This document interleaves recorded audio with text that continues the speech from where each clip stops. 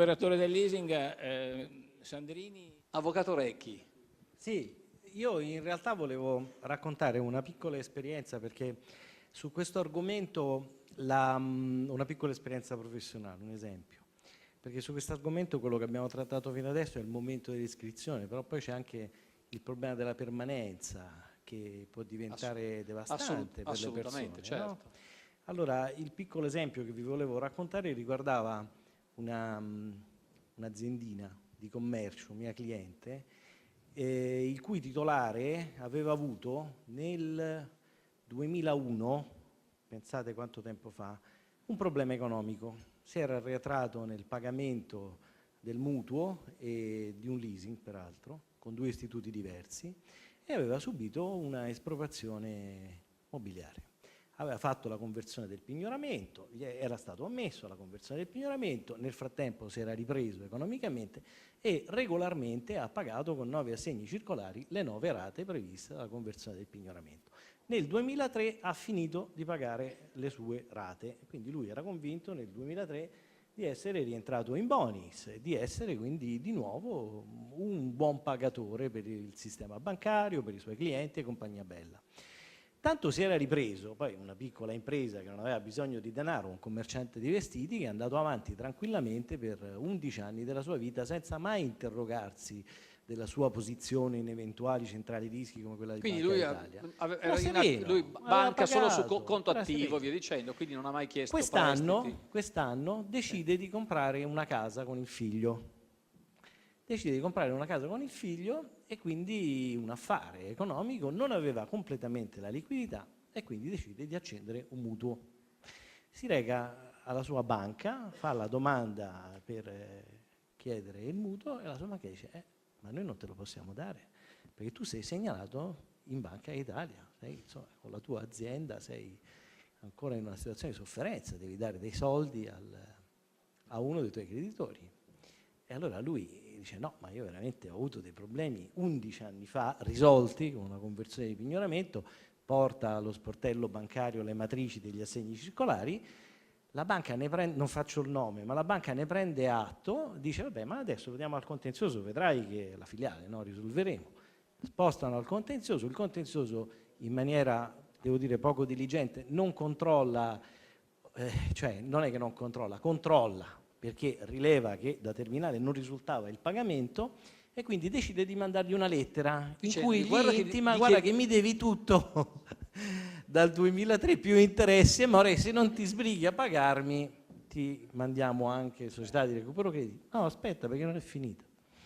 Quindi andiamo in tribunale, vieni da me, prendiamo l'estratto conto del conto corrente della procedura esecutiva e riusciamo a ottenerlo, lo riportiamo all'ufficio contenzioso, l'ufficio contenzioso si rende conto che in realtà il problema era che illegale non aveva ritirato la somma, quindi la somma era rimasta sul conto corrente della procedura, dopo 9 anni peraltro era stata assorbita dallo Stato perché c'è un fondo che si chiama il Fondo Amministrazione della Giustizia, per cui i creditori che dopo 9 anni non vanno a prendere sui conti correnti del tribunale il loro denaro, finiscono quei denari nelle casse dello Stato e questo disgraziato mio cliente assistito si trova a oggi ancora iscritto e stiamo per produrre un articolo 700 sperando che un giudice, mosso a compassione per questa situazione che tu giustamente hai definito kafkiana, ordini alla banca la cancellazione,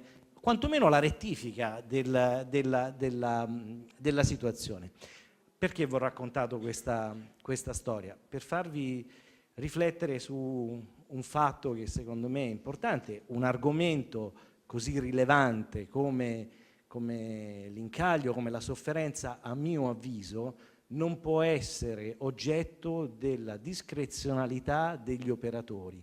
Ancorché la Banca d'Italia con una circolare che ha subito 14 modifiche, non una, a oggi 14, ma mi diceva De Candia sta subendo la 15ª recentemente, credo che ci sia necessità che le modalità di iscrizione, permanenza e cancellazione nelle centrali rischi vengano codificate, lasciando una minore discrezionalità agli operatori, anche quelli efficienti, in buona fede, eccetera, e soprattutto istituendo delle procedure per un'eventuale rettifica dell'errore che non siano relegate all'articolo 700, perché adesso permettetemi la nota tecnica, ma l'articolo 700 è una procedura che gli avvocati fanno perché non c'è un'altra azione a difesa di questa supposta violazione del diritto. È un'azione che si chiama residuale. Non mi pare che il tema di una cancellazione di una banca dati possa essere difeso in maniera residuale.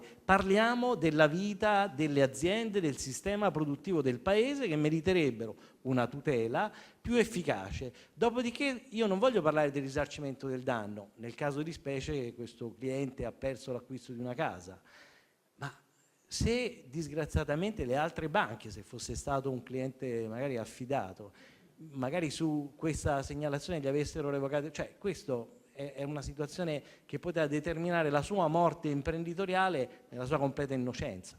Per carità, è l'eccezione, la regola del sistema. Ti faccio subito una domanda, poi la rivolgo anche agli altri interlocutori. Però c'è bisogno, perdonami, qui volevo concludere con una cosa sola. Okay. C'è bisogno, secondo me, io non sono per le leggi che risolvono i problemi, però in questo caso c'è bisogno di minore discrezionalità e di un'armonizzazione a livello non solo italiano, ma anche europeo, perché se noi facciamo parte di un sistema europeo, io credo che le rappresentanze federative europee di settore dovrebbero aiutare i singoli operatori nazionali su dei criteri che possano in qualche modo risolvere in maniera uniforme le problematiche. Io credo, allora poi lascio la parola a De Candia, credo che in questo momento, dal 1° novembre, che la BCE assumerà la responsabilità sul controllo sui primi 100 e rotti, dal 5 di novembre, vabbè, comunque, che assumerà la responsabilità. E questo è il primo passo, evidentemente, no? di quell'armonizzazione, perché se oggi avessero dovuto fare la QR a tutti gli istituti di credito di tutti i paesi e roba del genere, era come dire non farlo mai partire. Incominci con i più grandi, crei esattamente un'integrazione molto forte e dopodiché ti porti dietro tutti gli altri, perché sennò noi si morirà, voglio dire. Perché qui, al di là della lingua, ogni paese, abbiamo visto, io sono stato, dell'intervento precedente, io sono stato impressionato dal fatto della semplicità con la quale qualcheduno prende un'auto, va al di là del confine, la intesta da un'altra parte, ti fa venire anche idee di business. Io sono preoccupato dai 750.000 certificati in bianco che vengono rubati, che non sono 72 o 70, sono 750.000. Rubati dove? Non c'è per caso una convivenza? Dove? Stato, capito? Allora mi viene da dire che forse è qualcosa di un po' più complesso, ecco, è il fatto che non ci si adegui a una direttiva che dice questa direttiva dice che bisogna avere il libretto composto di 2 parti e lo attui, no? Voglio dire, non è che aspetti che altri ti facciano queste cose. De Candia. No, intanto sono d'accordo con quanto detto da Marco sul fatto dell'allineamento. Allora, proprio la scorsa settimana, anzi proprio lunedì scorso, abbiamo pubblicato il position paper che abbiamo inviato a Banca d'Italia con riferimento alle nuove definizioni di attività deteriorate alla luce delle istruzioni EBA, che hanno un impatto importante, cioè partito in sordina, comunque grazie proprio poi all'aiuto, poi alla fine l'associazione serve a questo, no? Cioè mettere poi a fattor comune tutta una serie di esperienze. Di fatto il position paper è proprio il frutto dell'apporto delle aree competenti, delle diverse società di leasing, degli aggregati, perché in questo caso alcune delle società che supportano le società di leasing, queste ci hanno aiutato. Uno ad esempio oggi era anche qui, infatti ho ringraziato Bruno di 3B perché è stata tra quelle società che anche portando degli esempi abbiamo potuto recepire alcune osservazioni. Ha comunque un impatto importante, cioè, e comunque, di tipo operativo, bilancio, tutto quanto, certo, posso immaginare. C'è il trascinamento dei ristrutturati, l'introduzione, scusate, c'è una mosca, che rompe a tutti, sì. Di Banca d'Italia, ho detto questo prima. È la moscone di Banca d'Italia. Comunque sta avendo, cioè avrà un impatto, anche perché poi stiamo parlando di domani, perché riguarda le segnalazioni da chiudere adesso.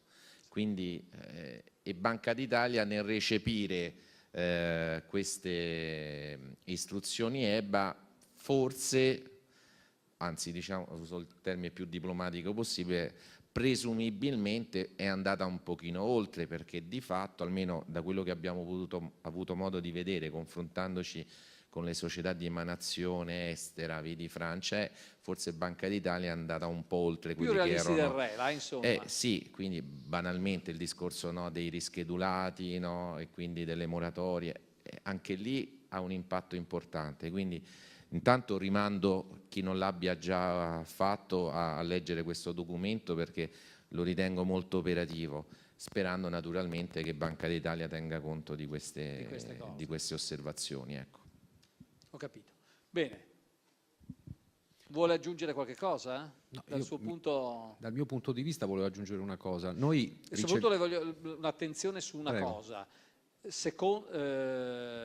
Questo che è suggerito e poi avallato anche dal dottor De Candia, quello che suggeriva l'avvocato Recchi, relativamente ad avere, come dire, minore discrezionalità, quindi non tanto più automatismi, ma delle regole del tipo: se si stabilisce che dopo 6 mesi di ritardo il soggetto deve quantomeno essere, salvo casi di eccezione, essere inserito nelle sofferenze piuttosto che negli incagli o quant'altro, e stabilire anche dei tempi di uscita, perché voglio dire, dico sempre una cosa: anche uno che fallisce dopo cioè anche dopo uno che va in galera, dopo che ha pagato il suo debito, quando se ne esce è emendato, non è che può essere sempre imputata questa cosa. Quindi il suggerimento anche di prevedere come ci entri, ma come ci esci anche con minor discrezionalità possibile. Io credo che l'avvocato Migliassi voleva dire qualcosa. No, prego.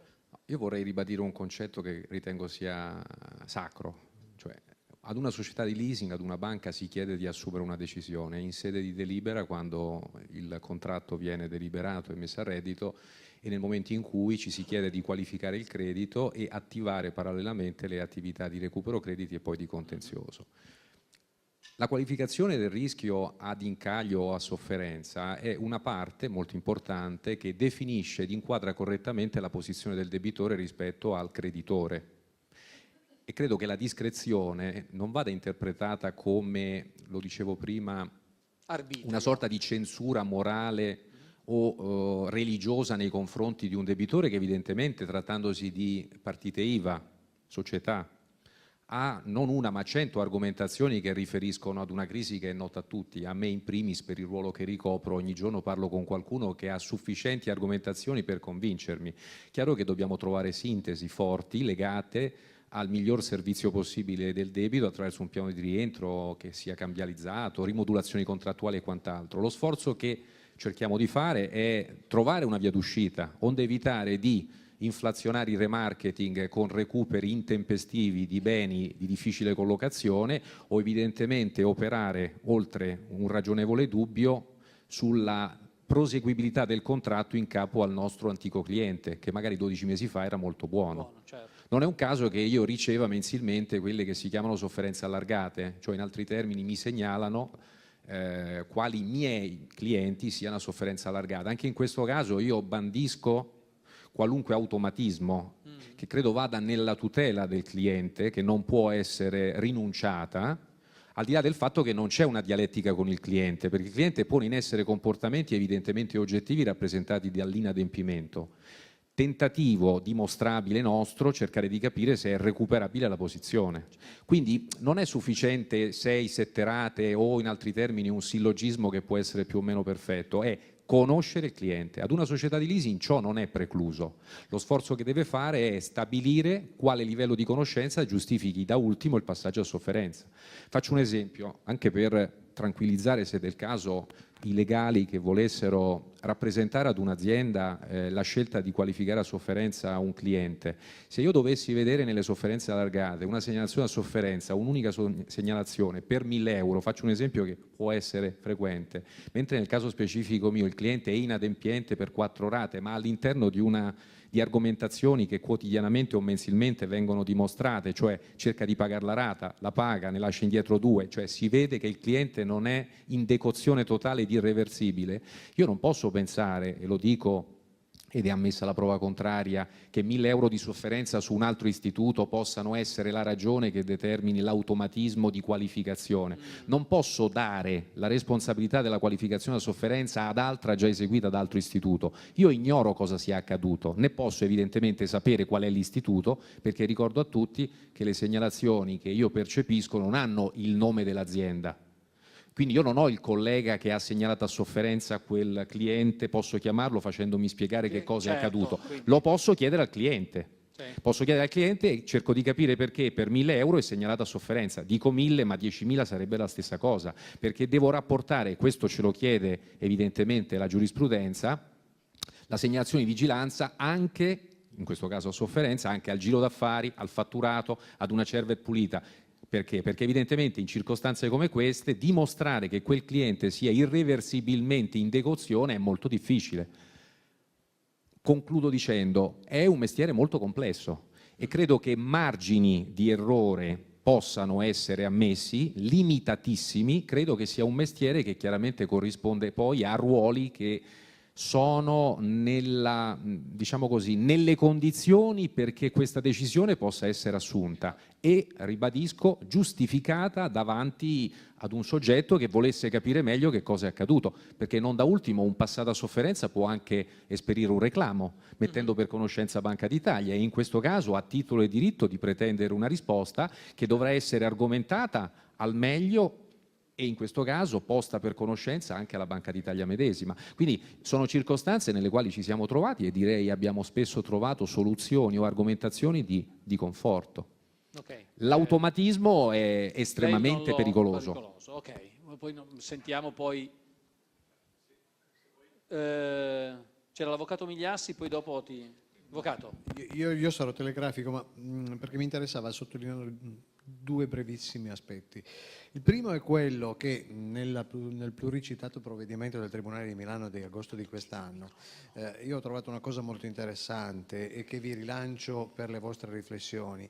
Il giudice ha ritenuto che il fatto che il soggetto che è stato posto a sofferenza fosse in grosso sconfino dai propri fidi, cosa che poi ha determinato la messa a sofferenza, giustificato dal debitore col fatto che non riceveva i pagamenti dai propri debitori, una esimente, cioè quindi un'esimente forte, cioè ha detto: se questo qui non riceve i pagamenti dai propri debitori ed è sconfinato dai fidi, non è un elemento sufficiente per porlo a sofferenza, perché voi dovete valutare, care banche, anche che ci sono delle tensioni di liquidità che sono determinate da aspetti esterni, ma le dovete valutare. Credo qualche provvedimento anche al riguardo è stato fatto nei confronti sul rilievo penale dell'evasione dell'IVA, relativamente al fatto di un giudice ha detto sì, però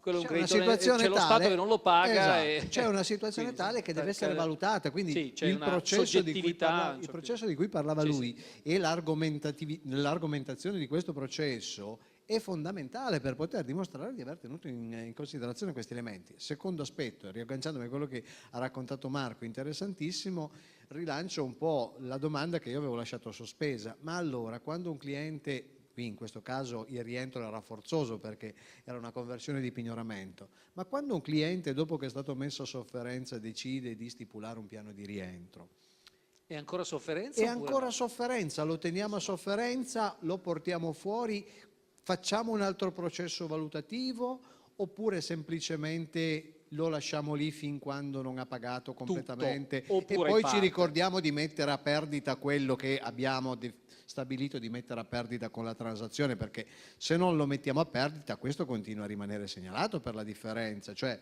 se noi abbiamo transato un credito da 100.000 euro a 80 con una transazione che prevede che io abbandoni 20.000 euro, devo ricordarmi che quei 20.000 euro li devo cancellare, perché se non li cancello questo continua a rimanere segnalato per tutta la vita. Certo. Quindi come ci comportiamo in questi casi? Perfetto.